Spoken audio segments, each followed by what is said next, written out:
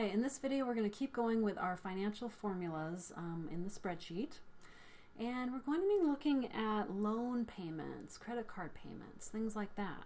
And we might be using the payment formula or the future value or the present value formula. So let's just take a look at some examples and see what we're going to use. Okay, so you graduate with $25,000 in student loans and you want to pay it off in 10 years. Okay, so we've got our time is 10 years. The interest rate, I looked this up, this was when I looked it up, the current student loan interest rate, 4.45%. That's our rate. What's your monthly payment? So we're trying to find our monthly payment. So that means we're going to use the PMT formula for payment. Okay, then we need to figure out present value and future value. So you graduate with $25,000 in student loans. Okay, so this is actually what we owe right now. We owe this right now. So this is our present value. You could think of that as negative if you want to, because it's owing, but we talked about the signs before. Whatever the sign of this one, the other one comes out the opposite sign. So it doesn't really matter which sign you use. What is our future value? If it's a loan, when you pay off your loans, then how much will you owe? 0. So our future value equals 0. So when we're paying off a loan, we want our future value to be 0. Okay, so we're trying to find the payment. So that is our function. Payment, it can be capitalized or not, and I tend to capitalize this one. Payment, and then the first thing is our rate, so 0.0445 divided by 12, we're paying monthly. Okay, and the second argument is the number of periods. So if you want to pay it off in 10 years, that's 10 times 12. The next one, I'm referring to my sheet here, is the present value. So the present value is 25,000, no commas, 25,000, and the future value we want to be 0, and we're not using the type. Okay, so let's try this out. Whoops, I did not mean to do that. Okay, equals payment 0.0445 divided by 12. 10 times 12. 25,000. 0. Okay, yes, the payment comes out negative because it's the opposite sign. $258.49. Does that seem reasonable?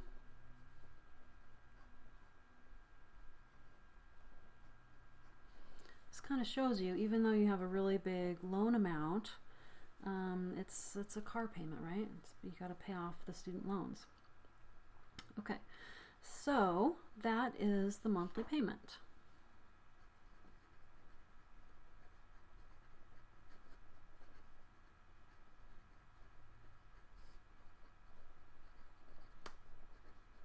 Monthly payment would be $258.49. Okay. You could, what's really cool about this is you could run different scenarios based on, well, how much would I have to pay if I, can handle paying it off in 12 years or in 15 years. So you could try out some different scenarios. You have the power to calculate your own payment. Okay, so I've got one more example on this one. You have a credit card balance of $3,500 with 22% annual interest. That's really high. It's not unusual for credit cards though. If you want to pay it off in 3 years, how much do you need to pay per month? And of course that's assuming you don't keep charging to the account, because that would add to your balance. How much interest would you have paid on this balance? Okay, so again, let's find what we're looking for. How much would you need to pay per month? Okay, so that is also finding what's the payment. So that's the formula we're going to use, the payment formula. Okay, so 3 years, so our rate is 22%. We're making per month. Okay, so this is monthly. Had to double check that. 0.022 divided by 12. Oh, no, that's such a big interest rate. There's no leading zero. Let me start that over. 0.22. Otherwise, it's 2% interest. 0.22 divided by 12. This is the first rate we've had over 10. I guess it is. Then the next one is the periods. So if we want to pay this off in 3 years, that's 3 times 12.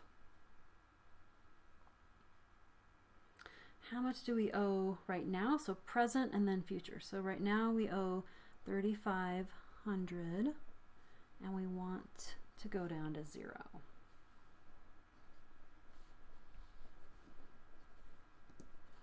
Okay, let's put this in. Equals payment, open, 0.22 divided by 12, then 3 times 12, oops, that didn't work, 3 times 12,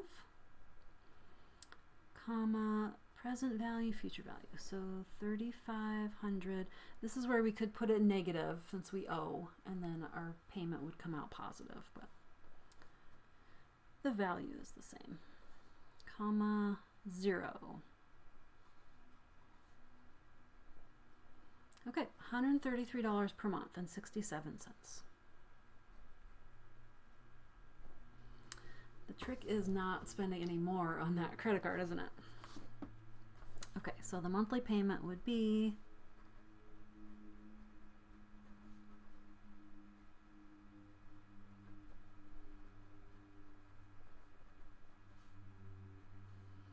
$133.67. Now, we could also look to find a lower card. You could transfer balances and things like that. Maybe transfer it to a 0% interest for a year, or transfer it to a lower rate, and that would save you some money, right?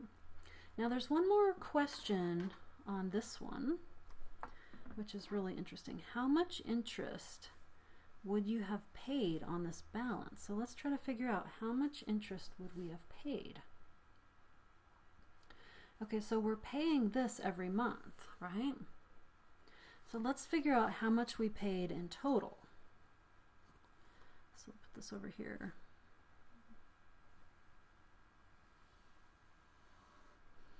Total paid.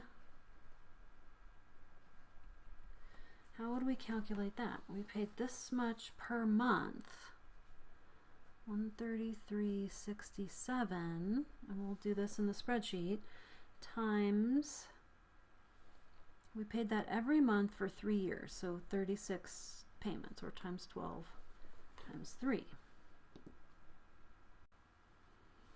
Now this is where I could use a cell reference, except that's negative.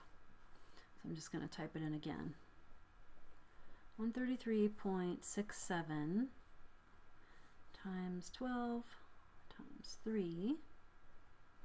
We've actually paid $4,812.12.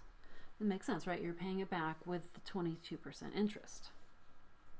So we've paid $4,800 and change, but the balance was only $3,500 when we started. So if we subtract that,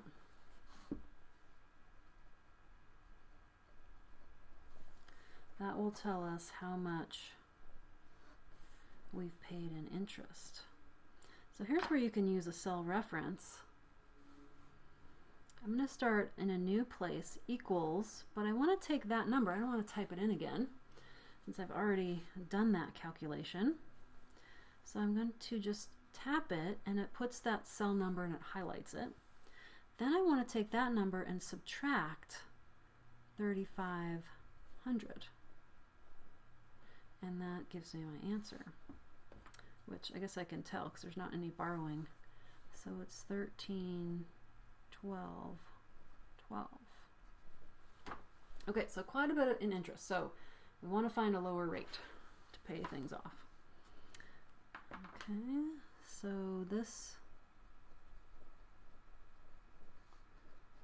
would be $1,312.12 in interest.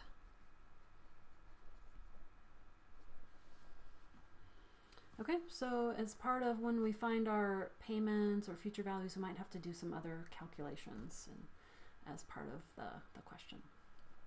Okay, I'm going to stop it here, and then we'll go to down payments in the next one.